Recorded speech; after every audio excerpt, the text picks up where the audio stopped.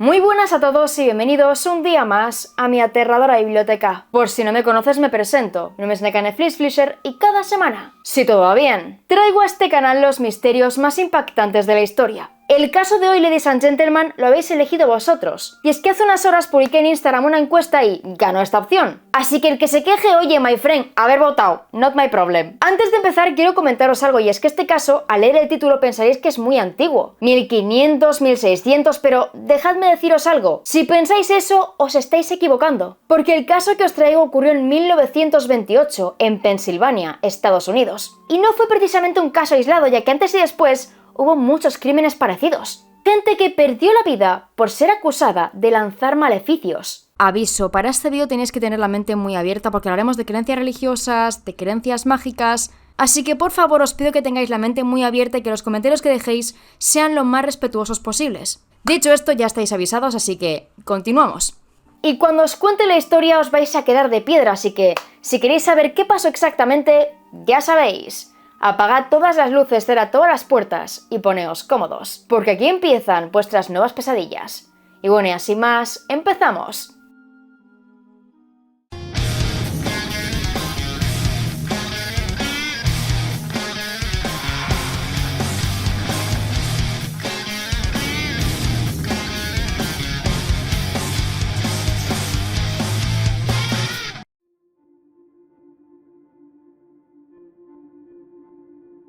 Para dar un poco de contexto al caso, tenemos que remontarnos hasta el siglo XIX, cuando miles de inmigrantes alemanes llegaron a Pensilvania intentando escapar del fanatismo religioso. La zona de Pensilvania era bastante abierta, aceptaban todo tipo de creencias. Cualquier religión, cualquier creencia, cualquier práctica mágica religiosa, mientras no fuera ilegal, aceptaban cualquier cosa. Y esto permitió que muchísima gente, cientos de personas, llegaran hasta allí. Los colonos alemanes trajeron su cultura, sus creencias, y las creencias del viejo mundo se mezclaron con las del nuevo mundo, dando lugar así a nuevas prácticas. Cada uno tenía su pensamiento, su enfoque, su interpretación de las cosas, de la Biblia. Pero todo el mundo tenía algo en común, y ese algo eran tradiciones mágicas. Todos tenían remedios caseros, supersticiones, creencias. Todos tenían miedo a algo, inquietudes. Y todo el mundo tenía recetas familiares, especialmente para problemas de salud.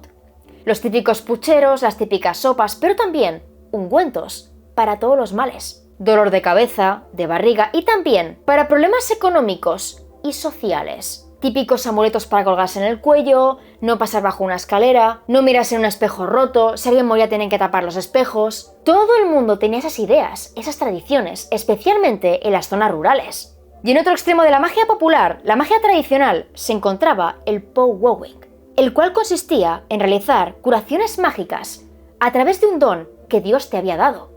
Dicho así parece muy complicado, pero en realidad era bastante sencillo. Había gente con muchos conocimientos, gente que sabía de ungüentos, de preparaciones, de sortilegios, y gente capaz de curarte con simplemente tocarte. Así que esas personas eran llamadas powwowers. Sus conocimientos eran siempre heredados. Pasaban de padres a hijos, se escribían, se apuntaban, se aprendían. Eran tradicionales, no podían perderse. Y estos powwowers seguían varios principios. El primero es que este don lo concedía Dios y por tanto era para ayudar a otros. Si tenías el don, debías pasarte la vida curando a otros, ayudando. Y lo segundo es francamente interesante porque estos conocimientos no pasaban de hombre a hombre, sino de hombre a mujer y de mujer a hombre. El padre enseñaba a las hijas y la madre a los hijos. Los powwowers tenían la misión de ayudar a otros. Pero ¿qué pasa? Que supuestamente también había gente mala, brujos malvados.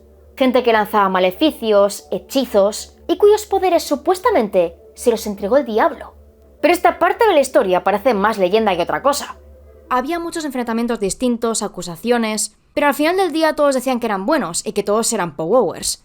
Que no hacían cosas malas, que no enviaban maleficios, que no hacían nada de eso. Pero el miedo estaba ahí y la gente sentía verdadero pánico. Hay historias que hablan de gente que rompía maleficios y de personas que pedían maleficios. Así que al final del día todo era confusión y caos. Y muchas personas vivían con miedo. Una enfermedad, una mala cosecha, un rechazo amoroso. Por cualquier tontería ya pensaban que estaban malditos. Y este punto más adelante veremos que es muy importante. Volviendo a la historia en cuestión, esos conocimientos pasaban de generación en generación. Y normalmente se apuntaban todos. Los hechizos, las recetas, las recomendaciones. Eran libros grandes, blocs de notas con muchísimas páginas. Y a mediados del siglo XIX estos libros se empezaron a publicar. Y entre todos ellos, el más famoso fue El amigo perdido hace mucho tiempo, publicado en 1819. Todo buen curandero tenía ese libro porque este era la base de todo. Todo el conocimiento, todas las buenas prácticas, todo, absolutamente todo, estaba ahí escrito. Y sin ese libro no eran nada. A partir de aquí podemos comenzar con el caso. La historia dio comienzo con un hombre llamado John Blymayer, quien nació en 1895 en el condado de York. Su familia practicó la magia durante 3 generaciones, así que sobre él había muchas expectativas. Era la 4ª generación, tenía que estar preparadísimo, ser muy poderoso. Pero lamentablemente, Blymayer era un desastre.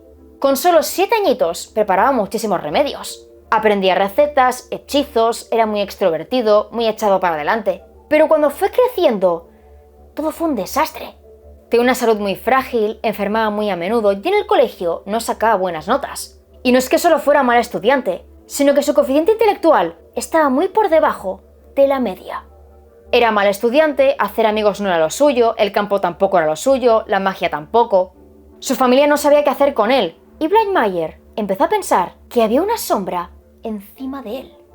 Si le iba mal era porque estaba maldito, no porque fuera un desastre. Así que poco a poco se obsesionó con esta idea. Él estaba convencido de que sus poderes estaban bloqueados, pero un día, de la nada, todo cambió para él. Trabajaba en una fábrica de puros y saliendo de esta con varios compañeros, fue atacado por un perro rabioso. El animal llegó sacando espuma por la boca, gruñendo, queriendo morderles, y mágicamente Blymayer supo calmarlo. Extendió la mano, pronunció unas palabras, una especie de oración, y milagrosamente el animal se curó. Todos los presentes dijeron que tenía auténticos poderes, y Blymayer se lo creyó. Pero en cuanto llegó a casa, esa magia desapareció. Se puso muy enfermo, se quedó en cama varias semanas, y se convenció a sí mismo de que el poder desapareció, porque otro mago muy celoso le echó una maldición. A partir de aquí entró en bucle. No podía comer, no podía dormir, no rendía en el trabajo, no se relacionaba bien con otros. Intentó usar hechizos consigo mismo para curarse, pero nada de eso parecía funcionar, porque supuestamente, para curarse, tenía que saber quién lanzó la maldición. Y una noche, en sueños, lo descubrió. Se metió en la cama, se durmió, y sobre las 12, un búho se posó en su ventana y cantó 7 veces. Fue entonces cuando Blymayer se convenció de que la maldición venía de su bisabuelo, Jacob. Un mago muy poderoso que fue el 7º hijo de un 7º hijo.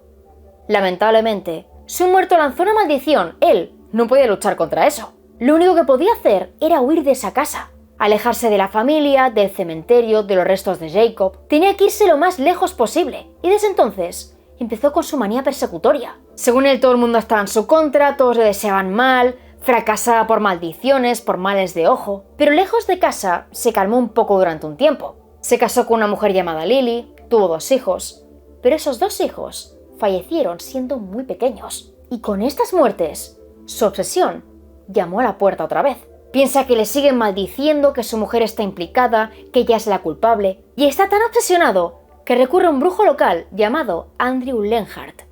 Va a su casa, le paga por una sesión, y el tipo le dice que efectivamente está maldito, y que el responsable de esto es alguien cercano a él. Puede ser un conocido, un amigo, un familiar, pero ese alguien es muy cercano, así que en su mente, la persona en cuestión tiene que ser su mujer. Empiezan a discutir, tienen muchos problemas, la tensión puede cortarse con un cuchillo, y Lily teme por su vida, con lo cual contrata a varios abogados. Quiere que le hagan pruebas, que miren qué le pasa, si puede curarse, y efectivamente consigue una orden judicial. El hombre es examinado, revisado en profundidad, y descubren que este señor tiene tendencias obsesivas. Tiene un coeficiente tan bajo que es muy manipulable. Cualquier cosa que le digan, él se la va a creer y seguramente la acabe magnificando. Cualquier tontería, cualquier pequeño problema, para él era un mundo entero. Y cualquier pequeño conflicto le obsesionaba. Así que le recomendaron un tratamiento psiquiátrico, pero Blymayer se negaba. No asumía que tenía un problema. Según él, el problema eran los otros. Todo el mundo le envidiaba, le querían quitar sus poderes, estaban celosos, iban en su contra. Era algo insoportable. Y por ese motivo, Lily pidió el divorcio. Y tan solo 48 días después, Blind Mayer dejó el tratamiento, porque según él, no tenía nada. En 1928, Blind Mayer volvió a la fábrica de puros. Y allí conoció a dos hombres que también creían estar malditos. El primero era un chico de 14 años llamado John Curry. John tenía problemas en casa. Su padrastro era un hombre abusivo, alcohólico, y la autoestima del muchacho estaba por los suelos. Se sentía solo, incomprendido, aislado, y la culpa de todo no la tenía su padrastro, sino que por encima de él, según John, había una maldición. Y en segundo lugar, tenemos a Milton Hess, un granjero local. Milton y su esposa eran granjeros de éxito. Tenían una gran finca con animales, con muy buenas cosechas, tenían un montón de hijos. Hasta 1926 fueron muy exitosos, pero a partir de ahí todo se vino a pique. Animales enfermando, vacas que no daban leche, malas cosechas. La vida en el campo es muy cambiante. Un día te va muy bien, al siguiente muy mal, pero según ellos, esto no era un simple bache, sino más bien una maldición. Alguien que les envidiaba les deseaba mucho mal, y a causa de esto estaban malditos. Estos tres sujetos se hacen muy amigos, quedan todos los días, comentan lo que les pasa, y llegan a la misma conclusión. Y es que los tres han sido malditos por el mismo brujo. Le dan vueltas al tema, no paran de hablar de eso, se obsesionan.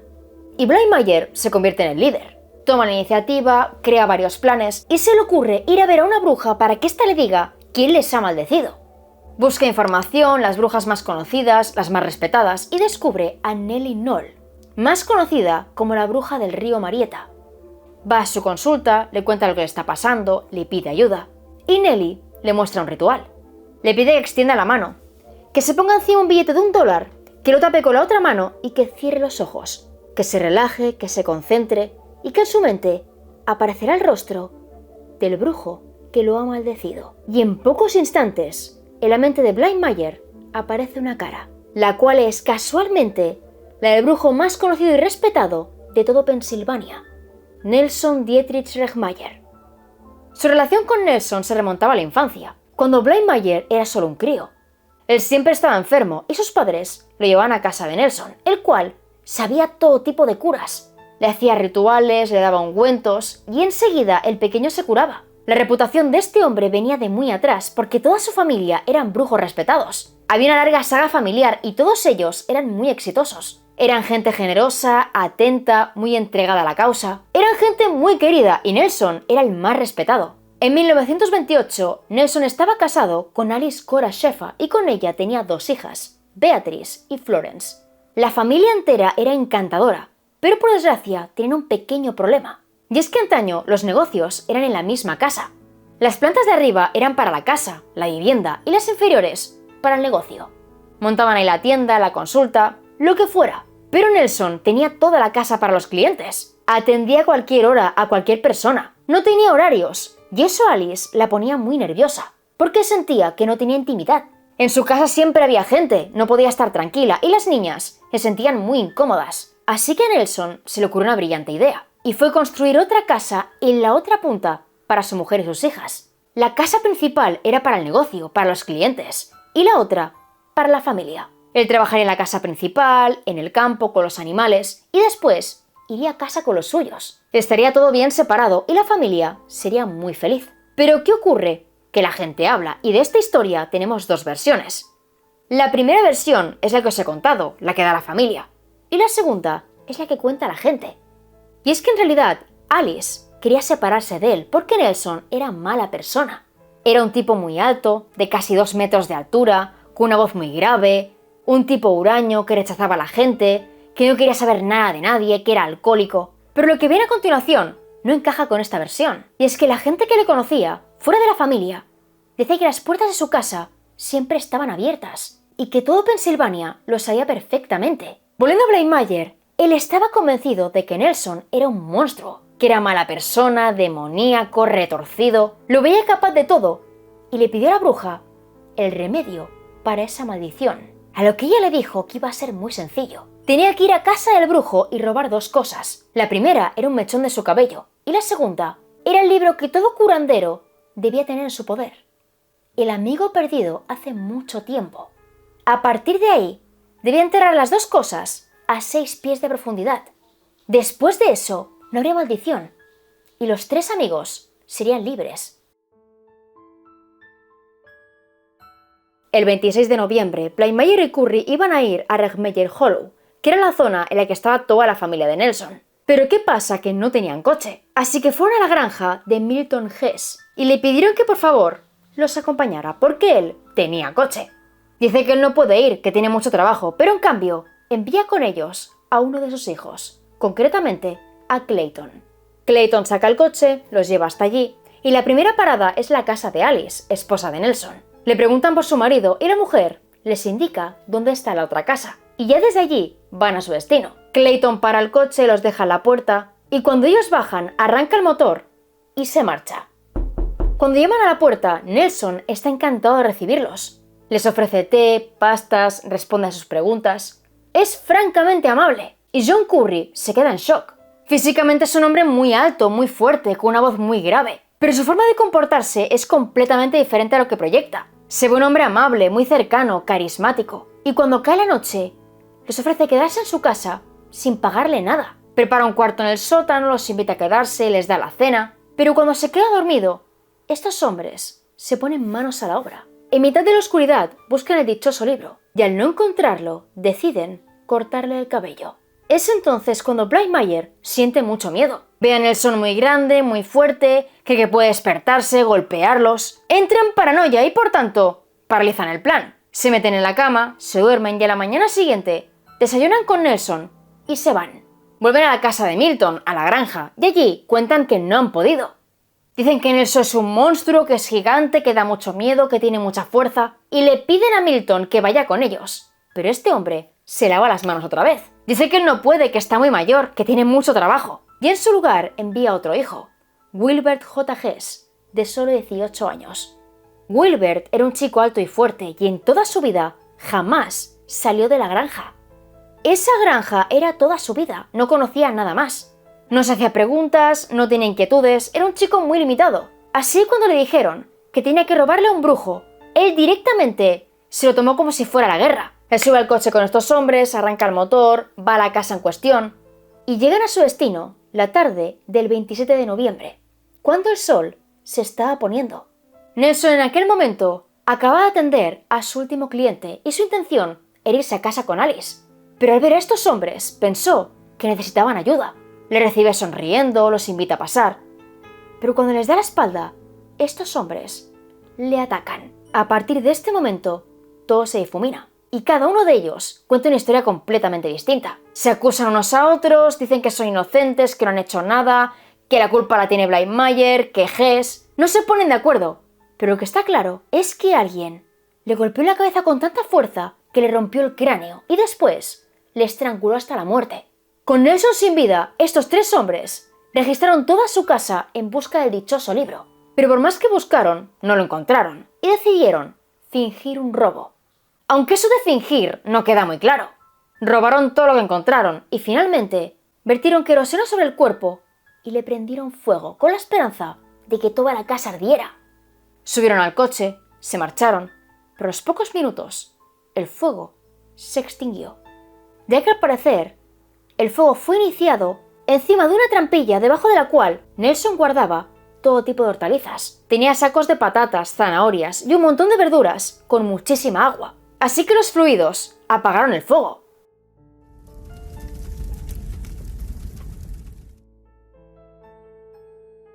A la mañana siguiente, el vecino de Nelson se hizo muchas preguntas. En cuanto salía el sol, se encontraba con él a un lado de la valla. Conversaban, compartían consejos, se daban los buenos días. Tenían muy buen trato, pero esa mañana de él no había ni rastro. Y los animales estaban inquietos. El vecino no entiende nada y por costumbre les da de comer. Pasan las horas, ve que llegan clientes, pacientes, que llaman a la puerta y que Nelson no responde. Siguen pasando las horas, llega más gente, Nelson no responde y al día siguiente, a primera hora, tampoco lo encuentran en la calle. Los animales siguen inquietos pidiendo comida. y este hombre está harto de esperar. Siente que algo malo ha pasado e inevitablemente llama a su puerta. Es en ese momento cuando descubre su cuerpo sin vida en mitad del salón. Esta noticia corrió como la pólvora y Alice se quedó destrozada. Era un buen hombre, se exhibía por la gente, por ayudar. No podía entender por qué lo habían matado. Y entonces la prensa se frotó las manos. Empiezan a investigar el caso, a entrevistar a la gente, se enteran de que Nelson era un brujo e inmediatamente el caso es llamado el asesinato por brujería de York. Este crimen recibió una gran cobertura y en pocos días los culpables se entregaron. Fueron a comisaría, confesaron y esto lo hicieron realmente orgullosos. Bly Manor habló de la maldición, de que Nelson era un completo monstruo. Y todos los rumores empezaron a surgir. Que si era un maltratador, un monstruo, una mala persona, que si era un tipo con una voz muy grave, que vivía aislado, que era un ermitaño. La imagen de la víctima quedó por los suelos. Y prácticamente todo Pensilvania empezó a ver la brujería como algo muy negativo. Los criminales eran vistos como héroes, como víctimas. Y la víctima en sí era vista como un monstruo. En cuanto llegó el juicio, la cobertura siguió siendo impresionante. Y el mundo entero supo de las sentencias. Wilbur Hess fue condenado a 10 años de cárcel porque supuestamente fue una víctima más. Fue arrestado por sus padres, por Bly Manor, por Curry. Y él simplemente se dejó llevar. Pero los otros dos recibieron cadena perpetua. Son enviados a la cárcel, cumplen las condenas y finalmente toman caminos separados. Wilbur Hess volvió a la granja, se casó, tuvo hijos y su vida fue muy tranquila. John Curry quedó en libertad condicional y después se fue al ejército. Combatió la Segunda Guerra Mundial y después se casó, tuvo hijos y se hizo artista. Y finalmente tenemos a Bly Manor, que en cuanto quedó libre, le dijo al mundo que no se arrepentía. Según él, Nelson era un brujo malvado, una mala persona. Le había maldecido, le había condenado y por tanto debía morir. Pero ahora es tu turno. ¿Tú qué opinas del caso? ¿Y crees que Bly Manor realmente creía la maldición? ¿O que ve otra cosa detrás? Y bueno chicos, hasta aquí el vídeo de hoy. Espero que os haya parecido un caso muy interesante y que de ser así me dejéis un buen like y un comentario aquí abajito. Un comentario junto a vuestra opinión acerca del caso. ¿Creéis que Nelson realmente era tan mala persona como decían? ¿O que esta versión de los hechos no tiene ni pies ni cabeza? Y otra pregunta más. ¿Creéis que realmente Bly Manor creía que estaba maldito? ¿O que detrás del crimen podía haber otra cosa? Y la palabra secreta es magia. Deja magia aquí abajito y en cuanto lo vean, cuanto pueda, te haré like. Y si me dejas emojis que te recuerden a la magia, pues también te llevas like. Y ahora sí que sí, voy despidiéndome. Aquí abajo tenéis todas las fuentes consultadas, enlace directo donde conseguir mis libros y todas, pero todas mis redes. Tengo Facebook, Twitter e Instagram y otras plataformas que no puedo mencionar porque YouTube se pone muy sensible y por allí notifico los cambios, las novedades y multilechoradas más. Y ahora sí que sí, nos vemos en el próximo vídeo. ¡Chao!